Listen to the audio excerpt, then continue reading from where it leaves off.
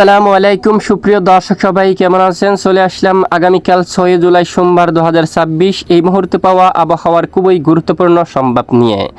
এবার দেশের দিকে ধেয়ে আসছে ভারী থেকে অতি ভারী বৃষ্টিপাত। দেশের দক্ষিণাঞ্চলের জেলায় জেলায় এবং উত্তরাঞ্চলের প্রত্যেক জেলার উপর ভারী থেকে অতি ভারী বৃষ্টিপাত নিয়ে দুঃসংবাদ জারি করলো আবহাওয়া অধিদপ্তর।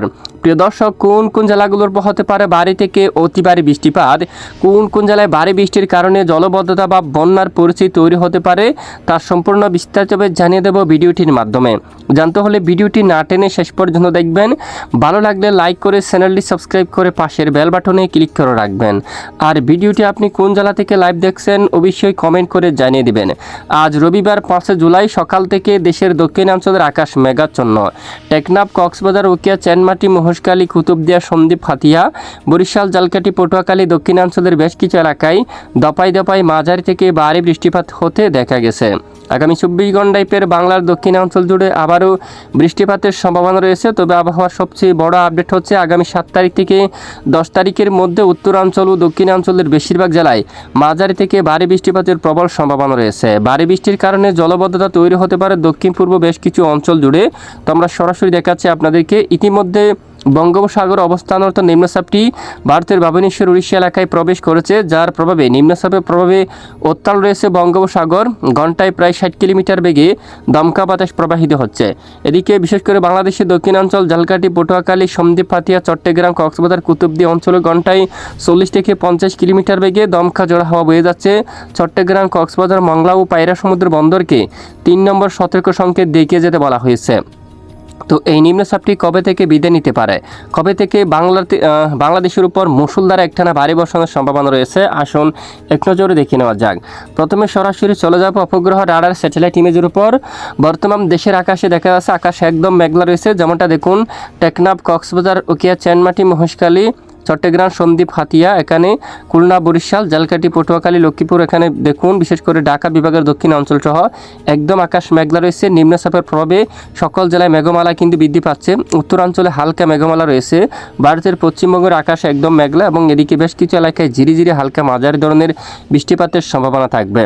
এরপরে আগামীকালের আবহাওয়ার আপডেটে যদি আমরা একটু চলে যাই, বিশেষ করে দেখুন আগামীকাল সোমবার 6 জুলাই দেশের দক্ষিণাঞ্চলে কম বেশি বৃষ্টিপাত থাকতে পারে হালকা মাঝারি। টেকনাফ, তারপর এখানে মায়ানমার সংলগ্ন উপকূলবর্তী জেলাগুলোর উপর মহেশখালী, তারপর এখানে অনেক এলাকায় হালকা মাঝারি বৃষ্টিপাত থাকতে পারে। খুলনা, বরিশাল বিভাগের বেশিরভাগ এলাকায় আকাশ মেঘলা থাকবে। পাশাপাশি দেশের উত্তরাঞ্চলে দুয়েক এলাকায় নিম্নচাপের প্রভাবে হঠাৎ করে বিক্ষিপ্ত আকারে বৃষ্টিপাত থাকতে পারে এবং নিম্নচাপটি সরাসরি রুরুকেল্লা করবে এখানে ভারতের উপর অবস্থান করবে, যার ফলে এখানেও কিন্তু মাঝারি থেকে ভারী বৃষ্টিপাত শুরু হওয়ার সম্ভাবনা থাকবে। বা নিম্নচাপটি বিদায় নেওয়ার পরে নতুন করে দেশের দিকে ধেয়ে আসছে বৃষ্টি বলয়। আগামী 7 জুলাই থেকে 8 জুলাই দেখুন বিশেষ করে দক্ষিণাঞ্চল দিয়ে প্রবেশ করতে পারে মাঝারি থেকে ভারী বৃষ্টি। একেবারে ভারী বৃষ্টির কারণে জলবদ্ধতা তৈরি হতে পারে বেশ কিছু অঞ্চলে। চট্টগ্রাম বিভাগের উপকূলবর্তী জেলাগুলোর উপর অতি ভারী বৃষ্টিপাত নিয়ে দুঃসংবাদ জারি করেছে আবহাওয়ার ইউরোপিয়ান মডেল। এদিকে লালমোহন, সন্দ্বীপ, হাতিয়া এবং এদিকে চৌমোহনী, রায়পুর, হাজীগঞ্জ, লাকসাম, বেলুনিয়া, ছাগলনাইয়া সহ মানিকচুরি, এখানে ফটিকছড়ি, হাটহাজারী সহ একাধিক এলাকায় অতি ভারী বৃষ্টিপাতের প্রবল সতর্কবার্তা জারি করছে বিশেষ করে আবহাওয়ার ইউরোপিয়ান মডেল। 8 তারিখ নাগাদ দক্ষিণাঞ্চলে ভালো বৃষ্টিপাত হতে পারে। একই সঙ্গে দেশের আরও বিভিন্ন এলাকায় হালকা মাঝারি বৃষ্টিপাত হতে পারে। বরিশাল বিভাগের উত্তরাঞ্চল, মাদারীপুর, লোহাগাড়া, যশোর, মেহেরপুর, শাইলকোপা, আচড়া, সিরাজগঞ্জ এবং এখানে ময়মনসিংহ, কাপাসিয়া, কুমিল্লা এবং গাইবান্ধা সহ দেশের উত্তরাঞ্চল বেশিরভাগ এলাকায় মাঝারি থেকে ভারী বৃষ্টিপাতের সতর্কতা রয়েছে। একই সময় বুধবার রাত থেকে শুরু করে বৃহস্পতিবার রাতের মধ্যেও চট্টগ্রাম বিভাগের বেশিরভাগ এলাকায় ভারী বর্ষণ হওয়ার সম্ভাবনা থাকবে। ত্রিপুরা রাজ্যের একাধিক এলাকায় ভারী বর্ষণ শুরু হতে পারে। উত্তরাঞ্চলে ভারী বৃষ্টিপাত হতে পারে। সিলেট, ময়মনসিংহ, সরিষাবাড়ি, বগুড়া, ঘোড়ারগাঁও, বালুরঘাট, দিনাজপুর, রংপুর, ঠাকুরগাঁও যদি আবহাওয়ার কোনো পরিবর্তন না আসে বৃহস্পতিবার 9 তারিখ নাগাদ উত্তরাঞ্চলে মুষলধারে মাঝারি থেকে ভারী বৃষ্টিপাতের সম্ভাবনা থাকবে।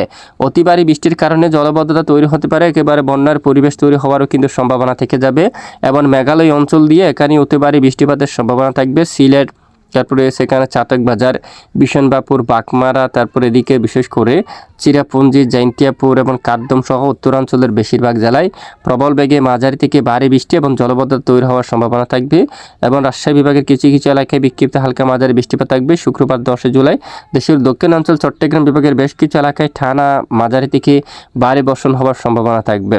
এই হচ্ছে মূলত বৃষ্টিপাতের সতর্কতা। তো প্রতিদিন নিয়মিত আবহাওয়ার সঠিক খবর সবার আগে পেতে আমাদের সাথে থাকবেন। এতক্ষণ সাথে থাকার জন্য ধন্যবাদ।